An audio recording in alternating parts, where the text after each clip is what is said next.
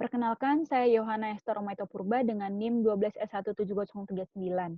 Saya akan mempresentasikan tugas besar mata kuliah Audit Teknologi Informasi dengan topik IT Governance Audit atau Audit Tata Kelola Teknologi Informasi. IT Governance atau Tata Kelola Teknologi Informasi melibatkan pengelolaan operasi teknologi informasi dan proyek teknologi informasi untuk memastikan keselarasan antara aktivitas dan kebutuhan organisasi yang ditetapkan dalam rencana strategis. Adapun subjek audit tata kelola teknologi informasi meliputi data mengenai tata kelola teknologi informasi berupa dokumen operasional, asersi yaitu pernyataan yang dibuat oleh satu pihak dan dimaksudkan untuk pihak yang terlibat dalam tata kelola teknologi informasi dalam organisasi, serta seluruh orang atau entitas yang berkaitan dengan tata kelola teknologi informasi. Adapun tujuan audit tata kelola teknologi informasi meliputi memastikan penggunaan teknologi informasi dalam perusahaan dilakukan dengan benar untuk mencapai tujuan organisasi dan juga menghasilkan nilai bisnis bagi organisasi. Yang kedua, mengawasi kinerja manajemen dalam organisasi meliputi manajemen risiko atau risk management, manajemen sumber daya atau resource management, dan juga pengawasan terhadap hasil kinerja atau performance measurement. Yang ketiga, mengevaluasi praktik penggunaan informasi dan teknologi dalam organisasi. Dan yang terakhir, mengurangi risiko yang terkait dengan penggunaan informasi dan teknologi dalam organisasi. Adapun komponen audit terdiri dari IT Strategic Alignment, yang kedua Value Delivery, yang ketiga Resource Management, yang keempat Risk Management, dan yang terakhir Performance Measurement, yang akan dijelaskan pada slide selanjutnya. Komponen audit IT Strategic Alignment meliputi keselarasan strategi antara tujuan bisnis organisasi dengan tata kelola teknologi informasi. IT Strategic Alignment meliputi satu, memastikan bahwa strategi IT selaras dengan strategi bisnis organisasi. Yang kedua, memastikan bahwa strategi IT memberikan peluang bagi organisasi melalui pengukuran yang jelas. Yang ketiga, mengalokasikan anggaran investasi IT sesuai dengan tujuan bisnis. Memastikan bahwa keputusan investasi teknologi selaras dengan tujuan bisnis. Yang keempat, memberikan arah untuk menciptakan keuntungan kompetitif bagi organisasi.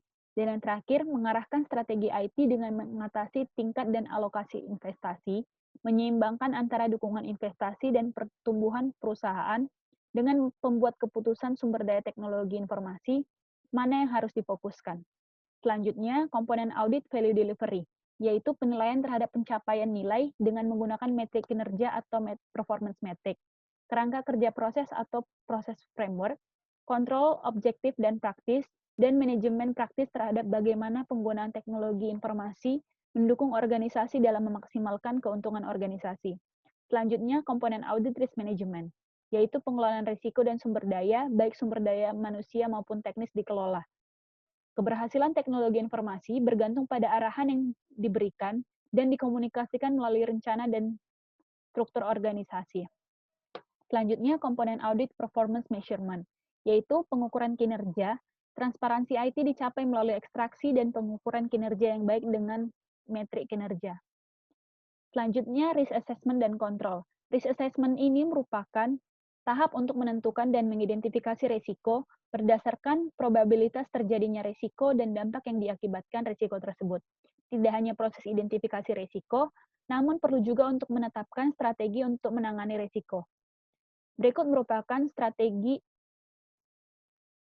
dan risiko yang mungkin muncul pada IT Strategic Alignment. Yang pertama, strategi IT tidak selaras dengan strategi bisnis. Adapun penanganan yang dilakukan pada risiko ini yaitu dengan melakukan mitigasi risiko, dengan melakukan penentuan strategi bisnis dengan pemangku kepentingan. Yang selanjutnya yaitu keputusan investasi teknologi tidak selaras dengan tujuan bisnis. Dapat dilakukan penanganan dengan melakukan mitigasi risiko dengan mempertimbangkan keputusan tentang di mana investasi teknologi harus difokuskan. Yang selanjutnya, pemangku kepentingan tidak terlibat dalam pengambilan keputusan investasi teknologi informasi. Penanganan risiko yang dapat dilakukan yaitu melibatkan pemangku kepentingan di setiap pengambilan keputusan. Selanjutnya, risk assessment dan risk control pada komponen value delivery, di mana arah pengembangan IT yang tidak sesuai. Arah pengembangan IT yang tidak sesuai dapat ditangani dengan mempertimbangkan tren teknologi masa depan dan menganalisa alternatif pembiayaan. Selanjutnya, risk assessment dan risk control pada komponen resource management. Hal yang atau risiko yang mungkin terjadi yaitu keahlian dan keterampilan staf yang tidak memadai. Hal ini dapat ditangani dengan memeriksa proses rekrutmen, yang selanjutnya memberikan adaptasi penggunaan teknologi baru yang cukup lama, di mana dapat dilakukan pemberian training dan pelatihan kepada seluruh staf IT mengenai teknologi informasi yang digunakan. Selanjutnya, pembagian tugas yang tidak merata dalam anggota tim. Adapun strategi yang dapat diterapkan yaitu melakukan monitoring dan evaluasi kerja terhadap seluruh staf dan melakukan pembagian kerja sesuai dengan beban kerja dan kompetensi. Dan yang terakhir yaitu kesalahan operasional penggunaan teknologi informasi. Hal ini dapat diatasi dengan memberikan pelatihan teknologi informasi dan menempatkan supervisor pada setiap bagian operasional. Yang selanjutnya, risk assessment dan risk control pada risk management, yaitu tidak ada penanganan terhadap kerusakan atau kehilangan data, di mana perlu adanya penyimpanan backup data dan menempatkan database dalam server yang aman. Selanjutnya, tidak ada penanganan akses legal ke sistem. Perlu dilakukan identifikasi dan konfirmasi hak akses pengguna terhadap sistem.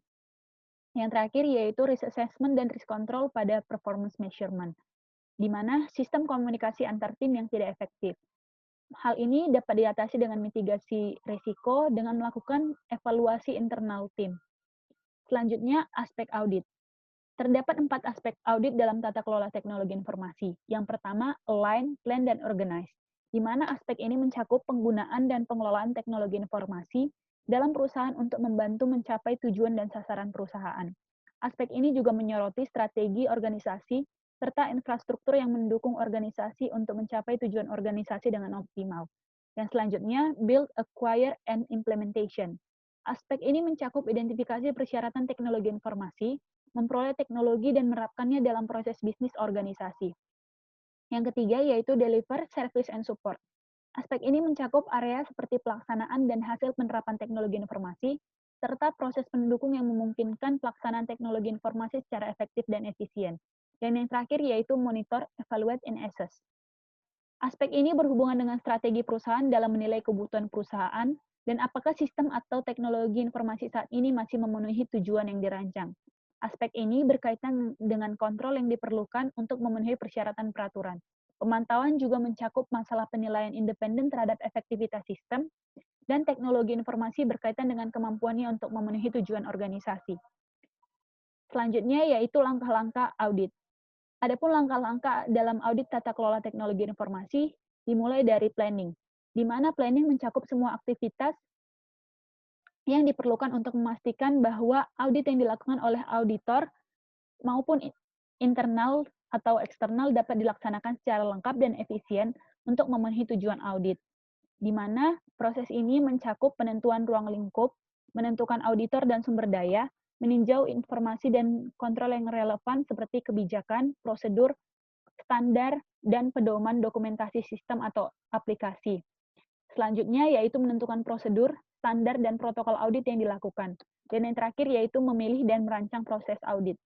Yang kedua, proses selanjutnya yaitu audit performance, di mana audit performance merupakan proses melaksanakan rencana yang telah dikembangkan sebelumnya dan melakukan pemeriksaan terperinci terhadap bagian-bagian audit, seperti aset teknologi informasi, dengan pengendalian dan membandingkan bukti yang dikumpulkan tentang organisasi dan kapabilitas serta praktiknya dengan persyaratan yang ditentukan. Hal ini perlu dilakukan pemeriksaan terhadap semua dokumentasi dan informasi kontekstual yang tersedia tentang subjek audit. Selanjutnya, pengumpulan bukti atau evidence melalui observasi, wawancara, dan maupun pengujian. Dan yang terakhir yaitu melakukan analisis terhadap bukti audit untuk mengidentifikasi kelemahan atau melakukan pengendalian terhadap kelemahan dan masalah lainnya. Selanjutnya, setelah proses audit performance dilakukan, maka dilakukan reporting audit atau pelaporan audit, di mana proses ini melakukan pelaporan hasil temuan audit sebagai bagian dari proses membandingkan bukti atau evidence dengan kriteria audit. Hasil temuan audit yang dilaporkan dapat mencakup semua kriteria atau hanya elemen audit yang tidak sesuai dengan kriteria audit. Isi laporan audit bergantung pada tujuan dan audiens yang dituju untuk laporan audit. Laporan informasi audit dapat berisi maksud dan tujuan pelaksanaan audit, ruang lingkup audit, termasuk elemen organisasi, fungsional, atau teknis tempat audit ditetapkan. Yang ketiga, identifikasi klien audit. Selanjutnya, identifikasi peserta audit termasuk auditor dan subjek audit. Yang kelima, kerangka waktu atau time frame selama audit berlangsung. Selanjutnya, lokasi di mana audit terjadi termasuk fasilitas organisasi dan lokasi kerja auditor di luar organisasi. Kemudian ada kriteria yang ditunjukkan untuk audit, temuan audit dan bukti pendukung, kesimpulan audit, termasuk rekomendasi dari auditor, serta hasil audit yang berpotensi untuk mencakup keseluruhan penentuan keberhasilan atau kegagalan sejauh mana organisasi memenuhi kriteria audit. Dan yang terakhir yaitu audit respon. Audit respon merupakan bagian dari tindak lanjut oleh organisasi yang diaudit sebagai hasil dari temuan audit yang merupakan masukan penting bagi organisasi untuk melakukan proses perencanaan, perbaikan, dan hasil evaluasi yang sesuai bagi organisasi. Organisasi perlu melakukan penilaian terhadap hasil temuan untuk menentukan tindak lanjut yang terbaik bagi organisasi. Sekian hasil presentasi dari saya. Terima kasih.